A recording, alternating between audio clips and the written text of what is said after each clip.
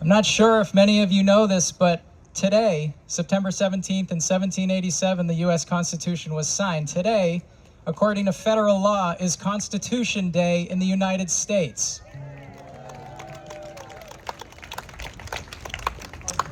Now, the agents and officials inside this building are choosing to celebrate Constitution Day by violating the Constitution. We are choosing to honor the Constitution and stand up for the rights of everyone in this country, immigrant and U.S. born alike.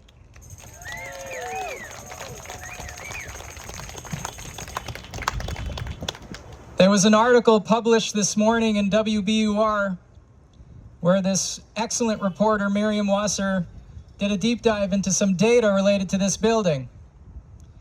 From January through July, more than 2,700 human beings have been abducted and brought to this hellish facility. More than 1,000 of these individuals were held here for multiple days, up to 22 days. But let's get one thing straight. Whether someone is held here for 1 hour or 1 week, whether they have a criminal record or no criminal record, they all have constitutional rights to due process.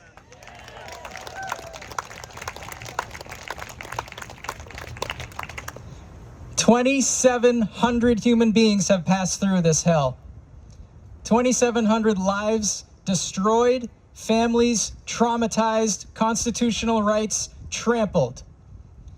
Now, at the forefront of the fight to restore constitutional rights in this country are immigration attorneys. They are the heroes in the courtrooms across this land. They have to persuade judges to once again understand what the Constitution is about. The language is clear.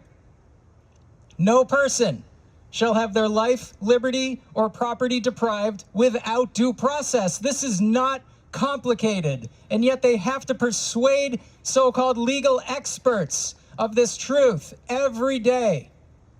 I'm really grateful for the attorneys in this country devoting their time to this fight. And I'm very grateful that an attorney has joined us today to share with us their experiences. We have a guest speaker, Miranda, who is a senior attorney for an organization called Lawyers for Civil Rights, who've taken the lead in suing ICE, taking them to court on behalf of clients who have had their constitutional and human rights violated. Victoria, thank you for coming today.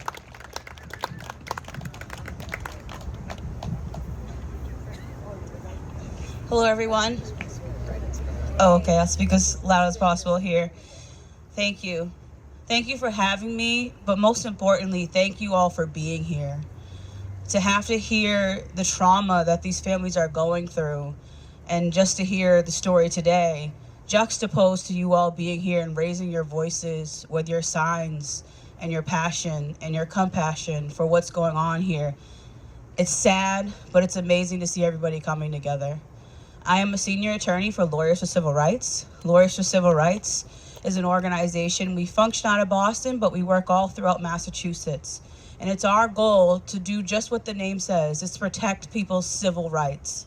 Because the Constitution, while it's been around for a long time, the Constitution does not distinguish who gets those rights and who doesn't. The Constitution establishes rights for every person in the United States, regardless of what your legal status is, has rights that are deserving to be protected. And it takes people, not just attorneys, but people like you all and us coming together to fight for those rights of the people that are within the building, the people that are out on the streets that are scared to go to their jobs, scared to go to the hospital, scared to go to school, scared to take care of their children, yet they have rights to do so in the United States. And so for Lawyers for Civil Rights, it's our goal to make sure we protect that. And if that means taking legal action, we are here to fully do that in full force.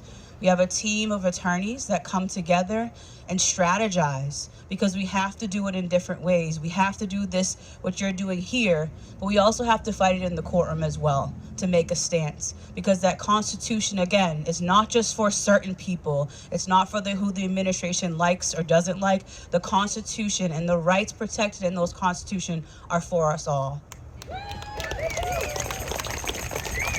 So we do have a few cases that are pending now within the courts. We are trying to protect birthright citizenship. We are trying to protect those sanctuary cities that have stood out to say we will protect the immigrants in our communities because they deserve to be protected and they're part of our communities. We also are taking, as mentioned, personal cases as well of people whose civil rights were violated because of the actions and the brutality of ICE. There are laws, there are regulations, and just because they're on a piece of paper does not mean that they have to be ignored, that they should be ignored, because they need to be focused on and they need to be followed. And so we are taking action to make sure that ICE and this administration is held accountable for what they're doing. Because again, everybody has rights that deserve to be protected. So I want to thank again everybody for having me here, but again, it really warms my heart to see you all here. It warms my heart to see these signs and to see people using their voices and standing up. And we need to continue to do that. We need to continue to fight in the streets as well as in the courtroom and do all that we can to make sure that our country is a country that is welcoming. Our country is a country where everybody is loved and appreciated for what they give to this community. I'm Native American as well as Cape Verdean. I come from a family of immigrants as well as family who were born here and lived here for centuries. And we've been a welcoming community, and that should never change. And so it's great to see you all here, but most importantly, thank you. Thank you for being here. Thank you for having me. Thank you for continuing to raise your voices. And Lawyers for Civil Rights will continue to raise our voices. We'll continue to use our legal background, our legal education, and our resources to protect as many people as possible. So thank you again, I appreciate it.